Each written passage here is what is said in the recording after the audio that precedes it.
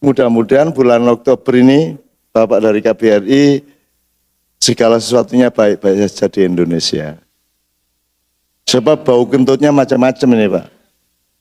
Oktober ini bahkan ada yang bilang early Oktober, itu kan.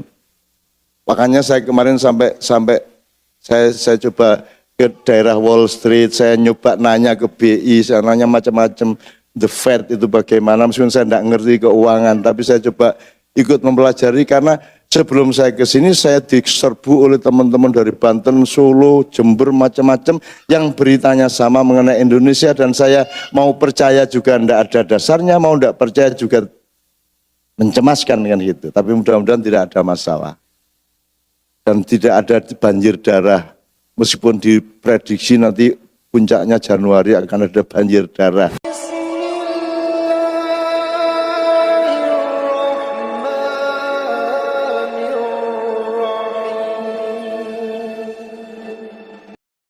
Assalamualaikum warahmatullahi wabarakatuh. Canun, saya minta pencerahan tentang keberadaan Islam Nusantara dan juga perkembangan Syiah di Indonesia. Apa agenda mereka Islam Nusantara? Saya juga mendengar bahwa keberadaan Syiah di Indonesia itu sudah membahayakan. Tolong saya dikasih pencerahan. Assalamualaikum warahmatullahi wabarakatuh. Sebenarnya kalau umat itu jangan direpoti oleh pembicaraan yang agak tingkatnya intelijen Mas ya. Yaitu tingkatnya harus berlapis-lapis. Jadi lebih baik itu kita punya forum khusus. Kalau untuk umat itu menurut saya ya sudah tidak usah ngurusin yang lain, do your best gitu aja. Tunjukkan bahwa Islam itu indah dan menyenangkan dan bikin orang aman. Aman pada 3 hal, 1 nyawa, 2 martabat, 3 harta gitu loh Bu. Yang diurusin negara kan cuma 3 itu toh. Nyawa, martabat, harta. Makanya ketika ada kasus calon presiden di sini ditemui oleh ketua DPR dari Indonesia kan urusannya martabat, jatuh martabat bangsa Indonesia kan gitu kan. Jadi 3 hal itu, nyawa, martabat, harta. Kalau Anda berlaku kepada semua tetangga Anda, orang di kantor dan siapapun masyarakat di Amerika dengan mereka merasa yakin bahwa kalau ada Anda, hartanya aman, nyawanya aman, martabatnya aman, maka Islam akan diterima oleh siapapun di mana-mana. 9/11 kan soal nyawa, kan gitu. Nah jadi Anda sibuk itu aja kalau Syiah sama itu, nah iso aja dek gini Mas, gak enak Mas. Ya gak enak Mas itu nanti kita nambahin file-file yang gitu. Dan sebenarnya insya Allah tidak seserem itulah. Masih ada Anda, masih ada saya, tenang aja. Gitu loh Mas ya. Nah, karena gini, teorinya gini Bu ya, sampean itu Bapak-bapak jangan terlalu, saya pakai metode, saya pakai metafor yang agak tidak enak tapi gampang gitu loh Bu. Sampean mau koran, sampean mendengar, sampean baca Facebook, upload apa, posting, copy paste segala macam, atau baca nonton TV Indonesia segala macam itu, mbok berpikir gini. Katakanlah yang saya dengar, yang saya lihat itu adalah bau kentut. Mohon maaf ya. Nah, bau kentut itu yang Anda rasakan cuma baunya, tapi Anda tidak tahu persis siapa yang sebenarnya kentut. Ya tak? Anda harus menyelidiki, kok baunya kayak gitu, dia makan apa? Bener nggak? Artinya kepentingan di balik bau kentut itu apa, kok baunya kayak begitu? Itu kan susah nyarinya Mas. Kalau Islam Nusantara itu kan ikut ambun entut. Tapi harus Anda cari belakangnya. Hubungannya apa sama Muktamar Jombang, hubungannya apa sama beasiswa Iran, hubungannya apa sama Mesir yang dihancurkan oleh Arab Spring dan seterusnya, itu kan terkait satu sama lain. Dan juga tidak seserem-serem itu. Coba pelaku-pelakunya juga tidak hebat-hebat amat gitu loh. Yang di dalam negeri gitu loh Mas. Jadi itu juga bisa dianggap itu angin lalu, enggak apa-apa. Enggak ada masalah gitu. Tapi nanti kita omong-omong. Najib, Bu, kalau bau kentut, ingat ya Bu, asal nonton TV Indonesia jreng, iki yang buntut iki. Nah, Anda mikir, kok sekarang ya kentutnya, kok enggak kemarin atau besok? Itu kan sebuah masalah juga. Itu yang saya sebut level intelijen. Ah, mudah-mudahan bulan Oktober ini, Bapak dari KBRI, segala sesuatunya baik-baik saja di Indonesia. Sebab bau kentutnya macam-macam ini Pak. Oktober ini bahkan ada yang bilang early Oktober, itu kan.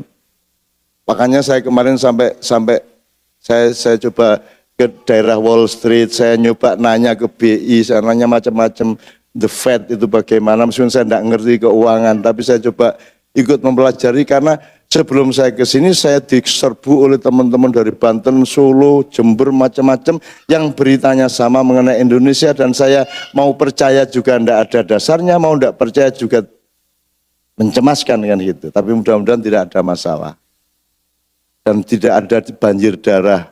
Meskipun diprediksi nanti puncaknya Januari akan ada banjir darah gitu. Mudah-mudahan yang disebut banjir darah adalah Kentucky Fried Chicken motong PT kan gitu kan, sama Idul Adha kan banjir darah tuh Bu. Idul Adha kemarin kan banjir darah di mana-mana, curot gitu ya. Amin ya rabbal alamin. Kira-kira seperti itu Mas. Mohon jangan kita itu urusan politbiro ya Mas ya, jangan urusan umum. Betul Mas. Ya, satu lagi Mas Priyo, tolong tanyakan yang menyangkut umat. Sebentar, sudah terlanjur saya sebut nama beliau Mas Priyo. Singkat Mas Priyo, monggo. Ya, Assalamualaikum warahmatullahi wabarakatuh. Cak Nun, tadinya saya mau tanya tentang peristiwa Mina ya. Tampaknya Sunni dan Syiah ini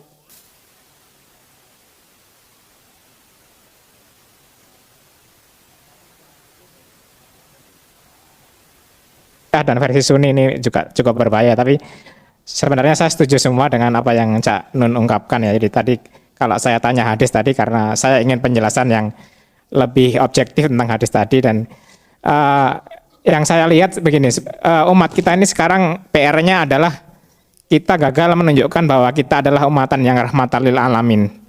Jadi sebenarnya wajah kita tuh dinilai oleh orang di luar umat Islam itu wajah yang bengis, wajah yang penuh darah dan sebagainya, dan ini saya rasa yang harus menjadi perhatian utama dari seluruh umat Islam daripada kita bertengkar yang kecil-kecil yang khilafiyah mengenai bid'ah, mengenai Sunni Syiah dan sebagainya.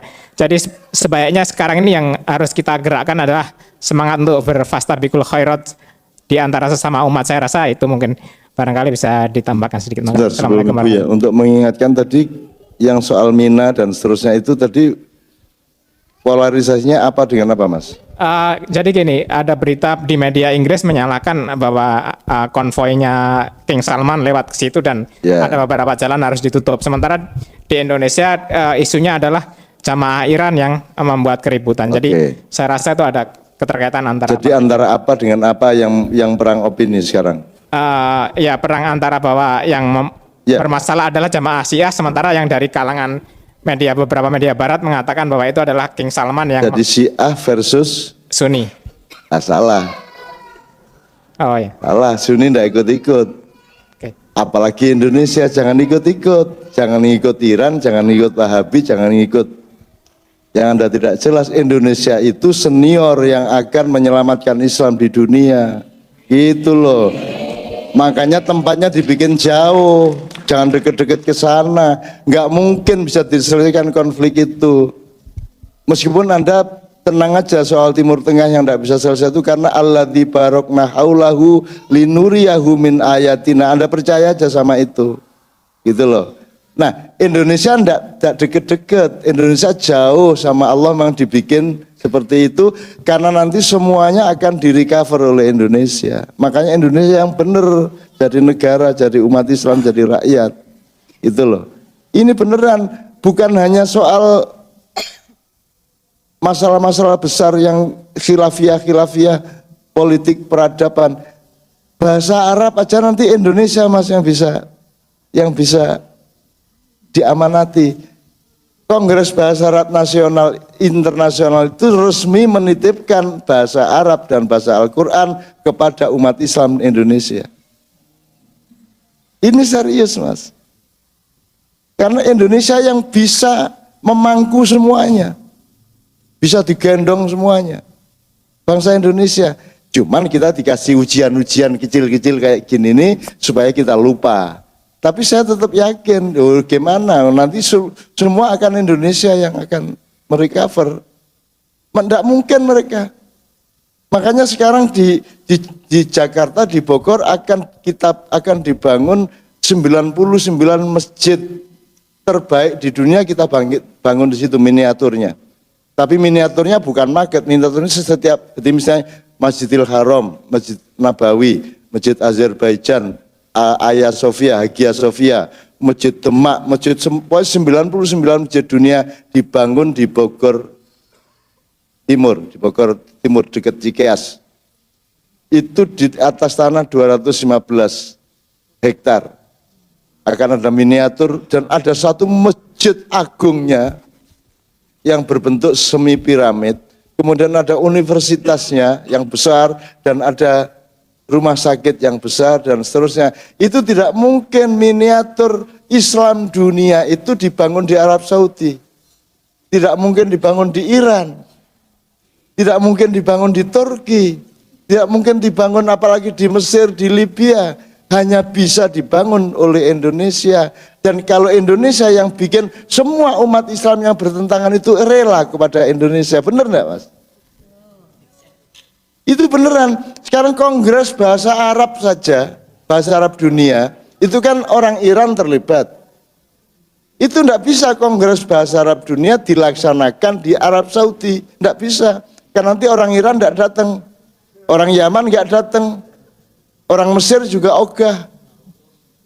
Gitu loh. Maka Kongres Bahasa Arab Dunia itu makin lama makin diselenggarakan oleh Indonesia. Karena kalau di Indonesia, Arab Saudi datang, Iran datang, Yaman datang, Yordan datang, semua datang. Kita ini yang membuat mereka semua merasa aman besok-besok. Jadi di sini kita jangan bertengkar soal yang kecil-kecil. Mari kita bangun kedahsyatan Indonesia, kebanggaan Indonesia, harga diri Indonesia, kedewasaan Indonesia untuk menampung seluruh masalah-masalah dunia. Ngono, Mas. Terakhir, Ibu. Terima kasih. Boleh tanya? Ya. Oke, singkat aja Mbak ya. Oke. Sedikit komentar tentang apa yang terjadi, yang mungkin tentang bid'ah, whatever they said.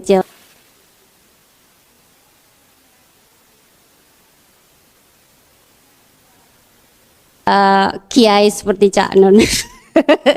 No, I mean, bagaimana cara menyampaikan, pidato-pidato apa dengan gamblangnya. Kebetulan saya orang Jogja dan saya sering sekali mengikuti ceramah Cak Nun. Jadi saya tidak terlalu sulit untuk mengikutinya. Jadi menurut saya bagaimana kita saling menghargai perbedaan pendapat itu aja ibu-ibu. Jadi bagaimana kita terbuka dengan yang lain itu menurut saya. Komentar satu. Ini ada hubungannya dengan pertanyaan saya. Saya membaca artikel Cak Nun tentang pendidikan di Indonesia. Jadi menurut Cak Nun pendidikan di Indonesia itu sekarang mengedepankan citra. Jadi bukan fokus pada anak didik. Jadi menurut Cak Nun bagaimana pendidikan yang ideal di Indonesia? Mohon tolong dijelaskan sedikit tentang itu. Makasih Cak Nun. Mungkin mau dijawab sedikit Cak Nun. Saya kira ya besok ada tema tentang itu, tapi intinya begini, tolong malam ini Anda coba browsing cari-cari, mungkin tidak terlalu banyak bisa, tapi menurut Anda kalau anak sekolah entah SMP entah SMA setelah 3 tahun atau 6 tahun sekolah terus masuk ujian, terus jawaban ujiannya itu dikasih ke mereka oleh guru-gurunya, oleh kepala sekolah, itu benar apa tidak?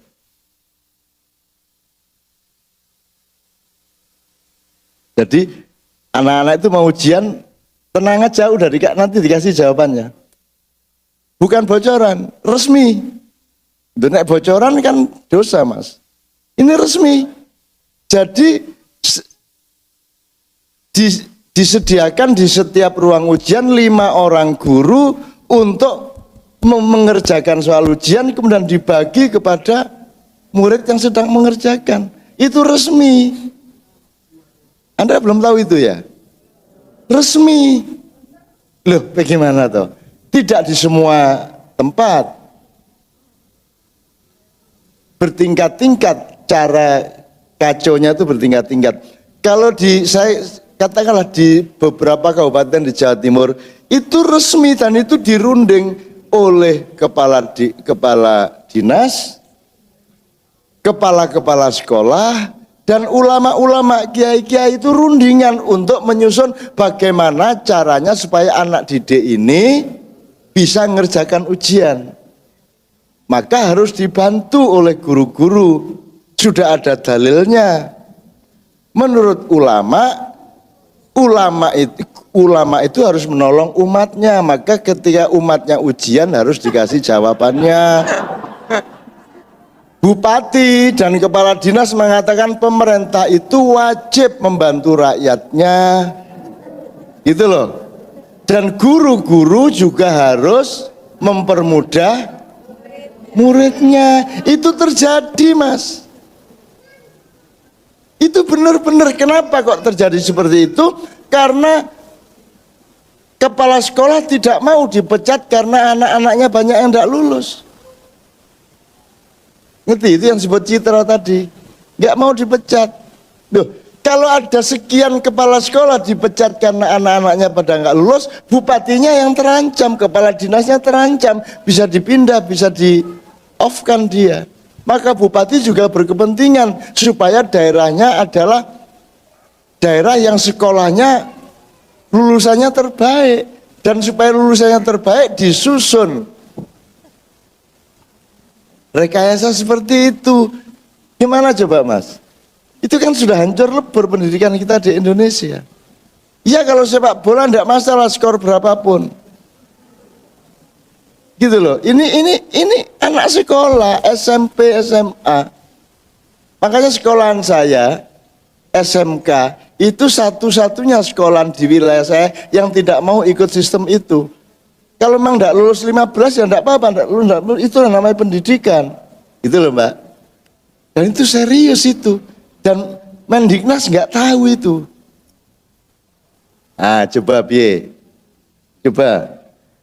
Jadi besok bisa kita bicarakan lebih detail. Termasuk sepak bola besok kita bicarakan. Anda kan tidak pernah tahu apa yang sebenarnya terjadi pada sepak bola, tapi itu kan juga tetap wilayah intelijen tadi itu. Ya, oke. Saya mohon maaf untuk semua kesalahan-kesalahan saya, kasar-kasar saya. Saya kesini tidak untuk membela siapapun, saya tidak kesini tidak untuk menjadi bagian dari golongan manapun, dan saya kesini juga tidak punya niat untuk supaya Anda bergabung sama saya, karena saya tidak punya tempat untuk tempat Anda bergabung. Jadi saya kesini untuk nolongin, untuk menjawab, untuk mempermudah semua pihak agar supaya mendapatkan keindahan dan kemaslahatan bersama-sama, sehingga Islam dan Indonesia akan kawin dan dunia akan tahu bahwa mereka membutuhkan Islam Indonesia dan Indonesia Islam. Gitu ya. Assalamualaikum warahmatullahi wabarakatuh.